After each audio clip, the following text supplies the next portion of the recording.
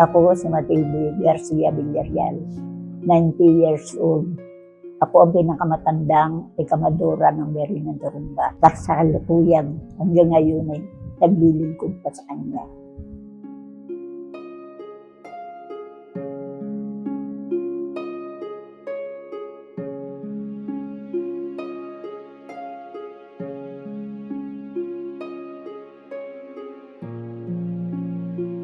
Kami bata pa, ang nanay ko ay nagbibihis ng berhed. Sila doon sa altar, nilatag na banig. Nakalagay doon yung mga alahas, yung mga ibibigay. Lagi akong kasama.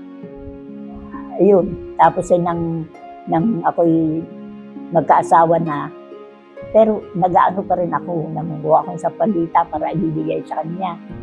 Ngayon, nang mamatay na ang asawa ko, lagi ako dito sa simbahan. Nakita ko ng mga tiya ko na lagi akong malungkot at ako'y lagi dito. Sabi niya sa akin, hindi ka, sumama ka na sa amin dito sa pagbibihis ng berhed. Yun, nag-umpisa pagkamatay ng asawa ko. Dito na ako lumagi. Yung mga pagbibihis ng damit, yung sa mga damit, kailangang maayos yun. Mga panyo, lahat, panty, lahat ng gamit niya. Ako ang nagtatabi. Pabango ako rin na yung tatabi ng pamag. Hanggang ngayon, ako pa rin na naglalaban ng mga damit, mga kabiso, mga panyo. Noon, sa tayuman pa kami nagpapayari. Yung pala sa tayuman, yun din ang gumagawa ng pinagpapagawa namin. Ngayon, alaman na kakilala kami, doon na kami nagpapagawa. Alam niyo, yung damit na sukatan yan, pagdating dito, eksakto, simula.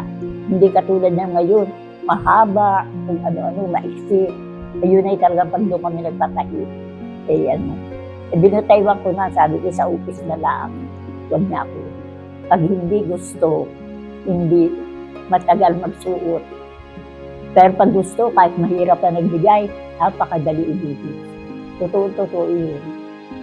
Kaya yan mga labirin.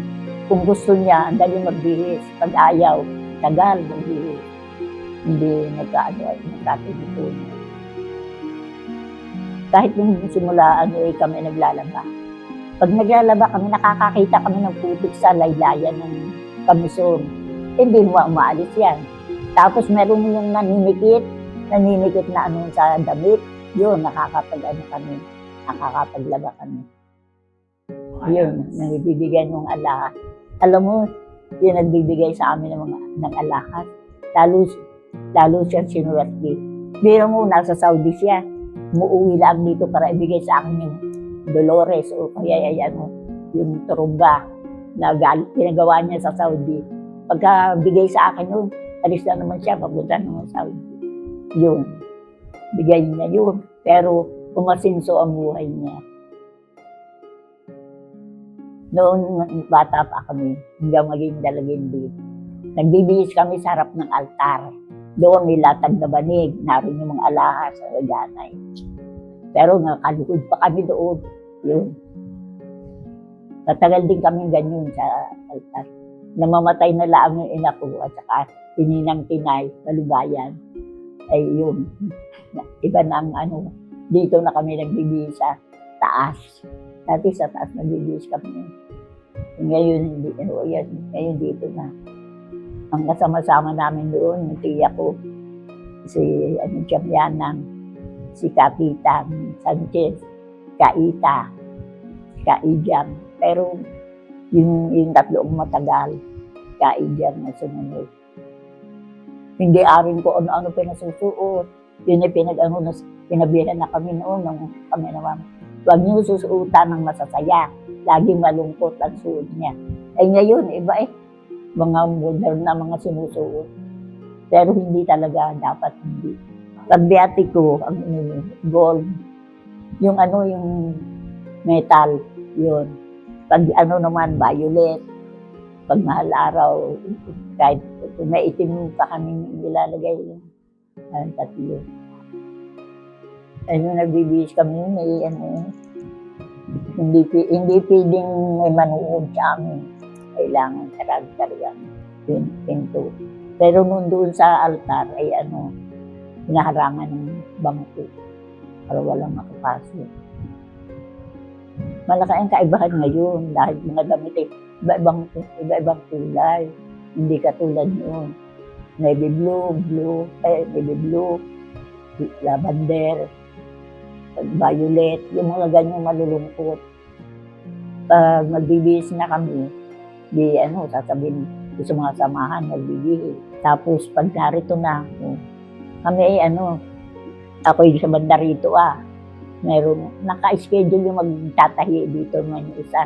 Pero ako dito ganyan aming buhay. Hindi, Ang hirap lang namin maglagay ng corona. Kaya si Semi ang tigalagay ng corona. Yung nitong nakasama na namin yung mag-asawa. Masaya ako. Pag nasa bahay ako, sinabi, magbibis ang beri. Kahit masama ang pakiramdam ko, mawawala. Sabi ni Inday, napakaaga ko itong pumupunta. Maligaya ako doon.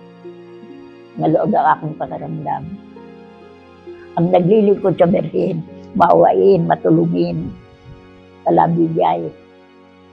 Maawain, hindi basta naglilingkod kayo, mataray, hindi ari yun. Wala yun, walang ganyan. Kailangan mabait kayo at gawa ng berhin ng hawak niyo. Lagi ko sinasabi sa kanila yun. Kami nung hindi kami maingay. Hindi kami maingay magbihis.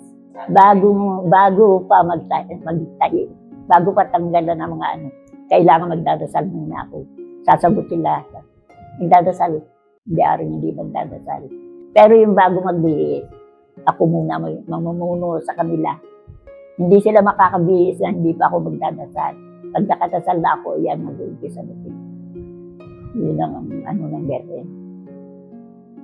Yung mga niyabilin ko yung aking mga anak na huwag pababayaan. Ililigtas sa lahat ng panganib, wahi-walay ko saan ako. Yan, basta humiling ka sa kanya at talagang tuon. Noong birthday ko, di ba uulan, malakas ang ulan. Sabi ko, mahalabi rin na turumba. Sabi ko, patigilin niyo yung ulan. Birthday ko, magiging malungkot ang birthday ko. Tumigil hanggang hapon, mainit. Basta ako hinihingi sa kanya.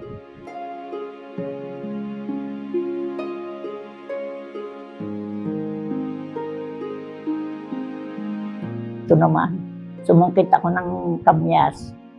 Umakyat ako sa pader. Sumungkit ako. Yung pa ako. Parang na ibang tayo. Nahulog ako. May mga sugat ako dito sa mukha. Ito. Bali yan. Nagdasal ako ng malabirin. Tulungan po ako. Mamamatay na ako, gawa ng pulso hindi ako wala akong sasalita. Sa sarili ko lang ako binulong. May nagdaang tao na humingi ako ng saklolo, hindi ako pinansin. Sa pagdadasal ko, biglang lumagin yung dibdib ko.